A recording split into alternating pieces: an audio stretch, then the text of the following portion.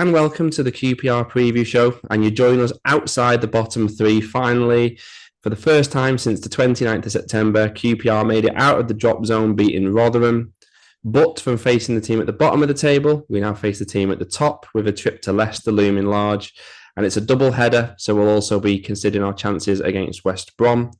But we have to start, of course, with Stan Bowles, who sadly passed away on Saturday. We did a vote on the former series of podcasts 2 years ago, and he was, of course, voted the greatest QPR player of all time. I know we, Dave, are sadly too young to have ever seen him play, but your thoughts on Stan Bowles?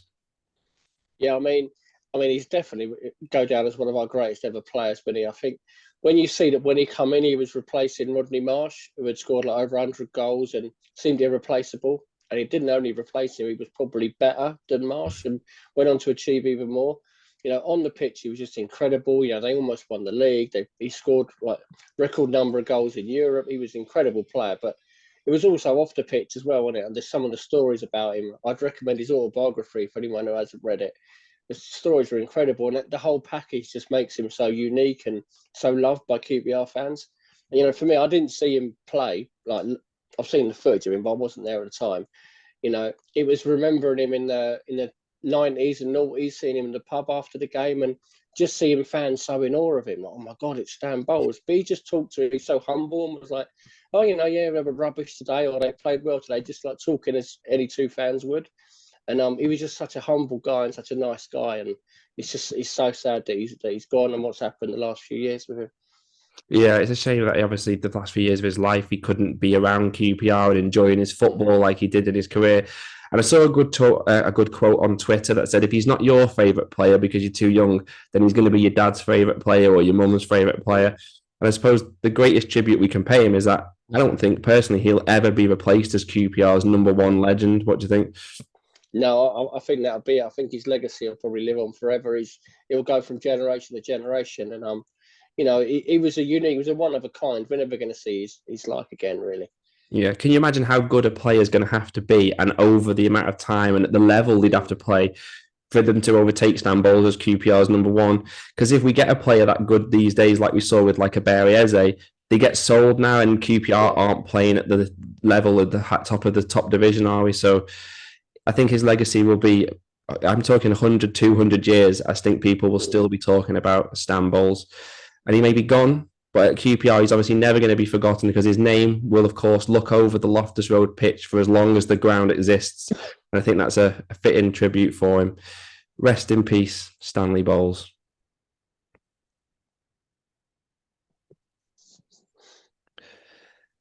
Let's go back to Rotherham now, Dave. Now, despite that win last Saturday, I can't say I enjoyed the match too much. I found it incredibly stressful, to be honest. How was your Saturday afternoon?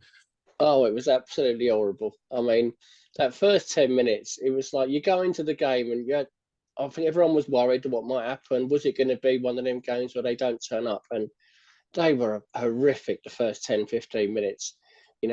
Just kept gifting Rotherham the ball in their final third and just giving them chance after chance until they finally scored. Just for what are you doing? And it just took us a long time to get going. We made that game so difficult. And we were better second half, and obviously they did well to come back and eventually win the game. But we made that so hard for ourselves. That was a horrible afternoon. It was. I know I agree. We were better second half, but it was just stressful because of how we started the game. And I think we were caught out by how aggressive and on the front foot rather than were. I think we all expected them, and the team as well, maybe expected them to sit back and let us play, and it wasn't like that. And took us a while to adjust. But at least it was the first time we've come back after conceding the opening goal of a game for 18 months. First time we've won at Loftus Road since March 2021 after we've been behind at half time. Add to that, it's the first time we finally won when we got the chance to get out the bottom three. Getting rid of all these little mental blocks, it helps for the running, doesn't it? Yeah, I mean, to win the game was massive, and that's all that mattered, really. They just had to win that game, and they got there in the end, and I thought they did deserve to win. They were a lot better second half, and after the start of the game was poor, but they got better as it went on. To get through, like I say, it's a massive hurdle they've got through. Just to get out at the bottom three, it might not be for long because we've got some tough games coming up, but they know they can get out of it now. And again, it was such a big result because when you saw the other results on Saturday, lose that one, and we were banging trouble again, because everyone else seemed to win. So it was massive for us, and hopefully it's something they can now build on. Yeah, definitely. I mean, you've got to again credit the manager for taking these steps, this squad, because I genuinely thought it was beyond these players to improve the way they have. And like you're right to mention, it's vital we did turn that match around because the results couldn't have gone really worse for us if we had lost. And what were the odds as well that everybody bar Stoke all won by the same 2-1 scoreline, and even Stoke lost 2-1. But we've now got a situation where you've got Plymouth in 15th to Stoke in the drop zone, covered by just 5 points. Sheffield Wednesday a little bit further back and in good form too. So it's looked for so long like it was going to be 2 teams from 3. Now it's anybody's guess, really. And from a QPR perspective, it's going to still be a real effort to survive because you've got to think we've only lost 1 of the last 7. And that's still only been good enough to get us out on goal difference. So it shows the size of the task we still face. But as Milstead on Movies, the account on Twitter, replied to us, at least it's now in our own hands. But as you alluded to, whether it's still in our own hands after these 2 games remains to be seen. It's a tough week with the teams to play in 1st and 5th. Let's start with Leicester. It's safe to say they didn't even really have to probably get out of 2nd gear, did they, when they beat us earlier in the season? Gareth Ainsworth's last game in charge. Thankfully, QPR have improved markedly since then. Leicester are still top, as they were in October, but they've had a bit of a wobble, and in the last 2 league games, they've lost to Middlesbrough and Leeds. Did bounce back in extra time FA Cup win against Bournemouth in midweek. But I suppose there's 2 big questions to ask you, Dave, about Leicester. Firstly, after losing 2 in the league, is it a good time to play them or not? I don't know. You never know with Rangers. It probably is. It's not often they've lost 2 games in a row, but then you think they're probably not going to lose 3 in a row. So it's tricky. They're one of them teams that at times they just muddle through games and just do just enough to win. But they've got so much quality in their team, so many players that are better than this level. Even when like the game at our place, they didn't play particularly well, but they won it pretty comfortably in the end. And I don't think there is an easy time to play this Leicester side. They're probably one of the best sides I've seen in this league for a few years. I think if they don't go up, it'll be a travesty, really. Yeah, I think maybe they just thought the job was done. They were 12 points clear, weren't they? Maybe took the foot off the gas. My concern for us now is maybe they're going to see teams closing in. Leeds have got to within 6 points and they'll refocus, get back on track and want to give somebody a really good hiding. So hopefully that's not QPR, especially because they might want to reassert themselves in front of the home crowd. Question 2 regarding Leicester, though, is I think everybody thought they'd be champions. Like I say, they were 12 points clear 2 weeks ago. It's down to 6 points. Could they be caught? They could be. The way Leeds are going, they're flying, aren't they? And Ipswich are not going anywhere. I think they'll have enough to. I mean, 6 points is still a big gap, and they've got Leeds. I know they lost to Leeds. They haven't got a plan again now, have they? So you'd think they probably have enough to win it. But it's made it a bit more interesting. I mean, they were running away with it a few weeks ago, weren't they? But teams like Ipswich and that are just not going away. They keep pulling results out and making it difficult for them. But I mean, I thought they'd win it at the start of the season, and I still do now. Yeah, so do I, to be honest. And I just think we might be playing them personally at the wrong time. I do think they're going to want to put the foot back down on the gas again. And it's worth saying that despite the last 2 results in league, their goal scoring prowess cannot be underestimated. They've got 3 players in double figures. QPR don't have anybody beyond 5 goals. They've scored more than double QPR's tally for the season. So it shows the size of the task. They have lost 3 at home, though. So they are there for the taking if we can get at them. They've only drawn 1 at home, so it suggests it's going to go one of 2 ways. They're either going to destroy you or maybe you can catch them out. Let's turn our attention to QPR. And each week we feel confident. We kind of know what the team will be. We're always wrong. I suppose the big question mark that raised its head last week was surrounding Ilias Chair appealing a 12-month custodial sentence in Belgium. But do you have to assume that he's available now until we hear anything further? I mean, who knows? I mean, what a situation that was. Not knowing until 2 o'clock on Saturday if your star player's in jail or if he's playing. You assume he'll be playing for the foreseeable after they put an appeal in. I imagine that takes a few months, doesn't it, normally? So I imagine he'll be playing at the weekend. But it's quite a difficult team to guess, really, because it's another 3-game week. And, you'd probably look at it. Do you go with the ones that probably can't play the 3 games? Do you save them for the home game on Wednesday? It's a tricky one. You don't want to just give the game away. They've got to go there and try and win on Saturday, but in all likelihood, they're not going to get much there.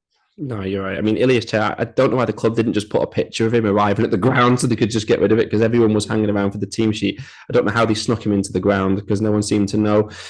This one, Jack Colback is suspended for both of these games against Leicester and West Brom. I guess the positive with that is at least it falls in a 3-game week, whereas he usually struggles to play all 3 games anyway. So he'll be straight back into the action next Saturday against Middlesbrough. In the meantime, do you assume it's going to be Hayden and Field, or can you see any other combination? I would have thought Hayden and Field, unless there's any injuries we don't know about. Field come in and he did really well at Bristol City, and I thought he played well when he came off the bench last week as well. So I would have thought it'd be them two starting these 2 games. And I don't think there's much between the three of them. I think you can pick any two of them three, and we don't really lose anything if whichever combination you pick. So we should be quite comfortable with that. Yeah, it'll be interesting to see whether Hayden can do both games in the absence of Jack Colback, though, because he still doesn't look 100% fit either himself. But they've got Joe Hodge, haven't they, who's maybe an option there. Yeah. What did you make of Michael Frey on his first start? And do you think he'll keep his place as well? He did okay. I mean, he was up against it because Rotherham, after they got the lead, they defended very deep. So he was in a bit of a battle all game. He worked hard. He won a few flick-ons. Didn't really get a lot of service, did he? To be honest, we were hanging around with the ball. He was quite slow on the ball again last week, I thought. But I thought he did okay. I'm not sure he'll start this one. I imagine we'll probably play on the break a bit. So you'd think Armstrong's pace would be useful in this one. So I think he might start with Armstrong. But Frey will be good coming off the bench. He certainly looks lively and he's got really good movement about him, I think. So, he's certainly got a part to play. Yeah, I still think he needs support up there with him. And I agree completely with what you're saying about Armstrong. He'd be my pick for this game. It's a big pitch there and maybe try and play behind Leicester, force them back a bit and stretch them. Paul Smith, we have to mention him. Excellent half he had after coming on. Got a great goal. Has he earned himself a start? I just think he's so good coming off the bench that they'll continue with that, to be honest. It's difficult. It's the same position as Willock, really, isn't it? And I thought Willock was really good again last week. So I think he'll probably come off the bench. But, he does make a big impact when he comes on. He got the goal last week and he definitely caused them a few problems. So I think he'll be involved, but I don't think it'll be from the start. Yeah, I agree. And I think both him and Hodge are better off the bench for some reason. Hodge, in both of his starts, hasn't quite impacted the games as much as when he comes off the bench. And Paul Smith, I think he just always performs better against tired legs, doesn't he? And defenders are then on the back foot against him straight away. So I would have him on the bench again, really. Henderson was ill last week, so only got a late cameo. Perhaps he comes back in. At least it's nice to know we've got these different combinations we can try. Jimmy Dunn, he was excellent again at right back, wasn't he? Even nearly scored with a header, showing he's comfortable to break forward. Pretty much undroppable at this stage, would you say? Yeah, but I wonder if he might go back to centre half at the weekend and maybe Cook will sit this one out and then play in the other two. And Cannon will come back in. I wouldn't be surprised if he does that at the weekend. But he was very good again, Dunn. He's in the last 2 games. Since he had he was having in really poor form, and he's had a breakout of the team and seems to have come back a lot better. And seems to be back to his old self again. So it's good to see. Yeah, again, good options to have, isn't it? It'd be interesting to see what he does. Whatever we've just said, probably all of it will be completely wrong. We've shown that in recent weeks anyway. Let's have a brief look ahead to West Brom, which is next Wednesday night live on Sky. From West Brom against them, QPR have only got 1 win in the last 9 games, and that was the last-minute winner from Charlie Austin. Still one of my favourite games in recent years when Barbie had all the blood pouring down, and I think at that point we all thought we were genuinely in the hunt for automatic promotion. How naive we all were. As for West Brom, they're having a better season this year than last year, but they're still a bit inconsistent. I had looking in the last 10 games, they've won every other game. It's been 1 lost, 1 lost, 1 drawn, 1 lost, 1 drawn. Do you think they're going to finish top 6 this season, though? It'll be tight for them because it's quite close around there, isn't it? But I watched their game against Hull last week. They did quite well to get something there. Yeah, they're a funny side, West Brom. I see sometimes watch them and just think, how are they so high? And then other games you see them, it's like, oh, that's why they're in the top 6. They're a good side. They've got match winners in their team. Some good forwards. Obviously, still got Darnell Furlong as well, haven't they? So it's a really difficult game, but we've got to take advantage of these home games. We kind of messed up our chances against the likes of Cardiff and Huddersfield and Stoke not winning them games. So now you've got to win these games. You've got to beat the teams around the playoffs, which is definitely not going to be easy, but we're going to have to do it if we're going to get out of this. Yeah, those matches you mentioned there, you wonder whether they're still going to come back to haunt us at the end of the season, because we've done brilliantly to get to this point. But if we just had a few more points on the board from those games, which if you had them now, you'd think they're winnable games, aren't they? Yeah. As for West Brom, I think they probably will make the top 6. I think they've got a 4-point cushion as it stands. And even though they are a little bit inconsistent, they're still winning every other game, which usually in this league is enough. Also very solid defensively. They concede less than a goal a game.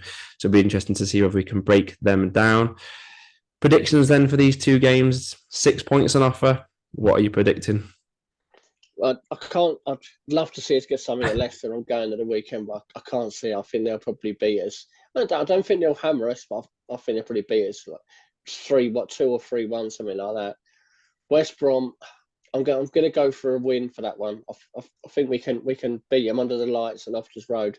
It'd be a special night because it'd be all the Stan Bowles tributes before the game, and I think we'll beat them. But close again, mate. I'll go 2-1 with that one. Yeah, hopefully, because we've got all these tributes coming, we don't let him down, the great man. Yeah.